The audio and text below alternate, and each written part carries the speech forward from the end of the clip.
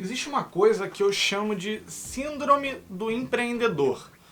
Mas fica tranquilo que não é nada grave não, tá? Apesar de não ser grave, ela tem um pequeno problema. Uma vez que ela te atinge, ela nunca mais vai embora. Essa síndrome, ela faz com que você passe a enxergar o mundo de uma maneira diferente. É como se você tentasse ver o back-end de todas as coisas. Eu vou tentar explicar melhor. Para você entender melhor, deixa eu te dar um exemplo. O que acontece quando você vai num show de música?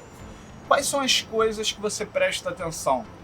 Se o volume tá legal, se o som tá limpo, se o cantor tá fazendo um bom espetáculo, como que tá o show de luzes?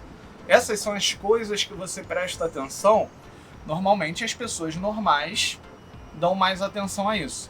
Mas se você tem a síndrome do empreendedor, o seu olhar está em outro lugar. A primeira coisa que você faz é olhar quantas pessoas cabem aqui. Qual que é o preço do ingresso? Qual é a equipe necessária para fazer com que esse show funcione? Qual que é a média de salário deles? É esse tipo de coisa que você vai se pegar pensando a todo momento. E esse é o problema da síndrome do empreendedor. É que não tem como você desligar isso. Isso não acontece só quando você vai para um show, para um grande evento, para uma partida de futebol. Não, nada disso. Pode acontecer a qualquer momento. Até quando você, por exemplo, vai comer um pastel. Tá aí uma boa ideia.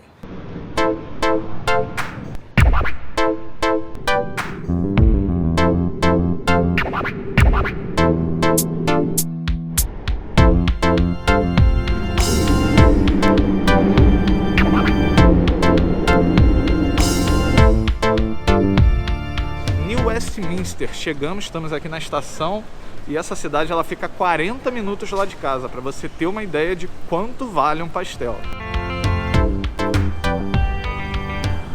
Agora é a hora da verdade, vamos ver aqui, ó.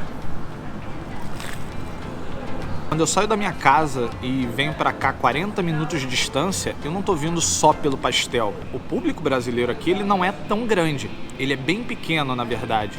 Por que então criar um negócio tão de nicho como esse? Por que não uma loja de donuts, por exemplo, que é muito mais a cara do norte-americano?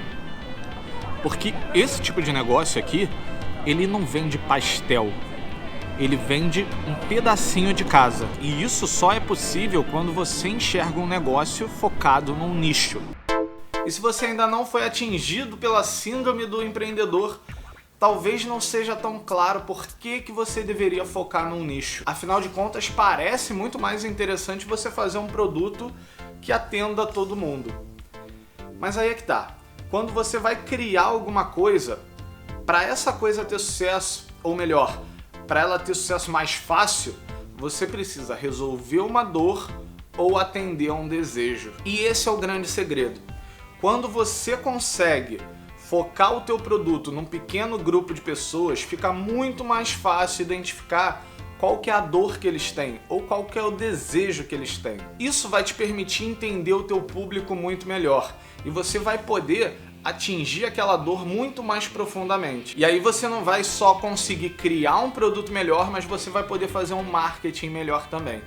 O pastel é um grande exemplo disso. Quando ele foca em brasileiros que moram fora do país, ele tem um público muito específico que ele pode entender muito bem e atingir de diversas formas diferentes. Para você ter uma ideia, aquele pastel custa em torno de $9,50. $9,50 canadenses. É um preço de um lanche comum aqui. Só que eu nunca me imaginei pagar R$40 num pastel. Isso só acontece porque eu não estou indo lá só comer esse pastel. Como eu falei, eu estou indo lá buscar alguma outra coisa, uma memória afetiva. E uma memória afetiva vale muito mais do que R$40.